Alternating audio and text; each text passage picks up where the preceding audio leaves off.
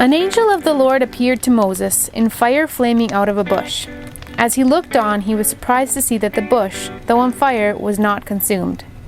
When the Lord saw him coming over to look at it more closely, God called out to him from the bush, "Moses, Moses." He answered, "Here I am."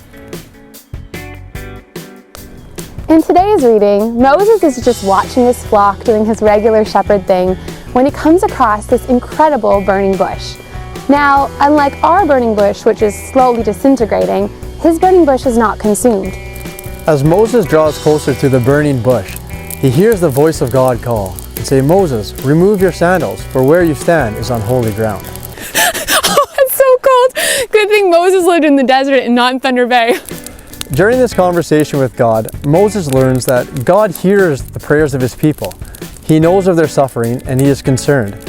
He tells Moses, "Go speak to Pharaoh and command him to release my people, the Israelites, from Egypt." So picture this. Moses has been living this quiet, simple life as a shepherd for many years now.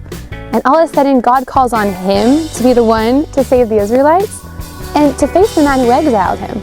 So as you can imagine, fear overcame Moses and he asked God, "God, who am I to be the one to go to Pharaoh and bring the Israelites out of Egypt?" He responded quite simply. He said, "I will be with you." Now, God is teaching us many lessons from this one message. First, he's sharing that he's a compassionate God and he wants us to talk to him and he hears our prayers. He doesn't want us to suffer. So, if you ever failed a test, or maybe you got a bad medical result, or a relationship ended unexpectedly, know that God wants you to talk to him. And like the Israelites, he has a plan for you.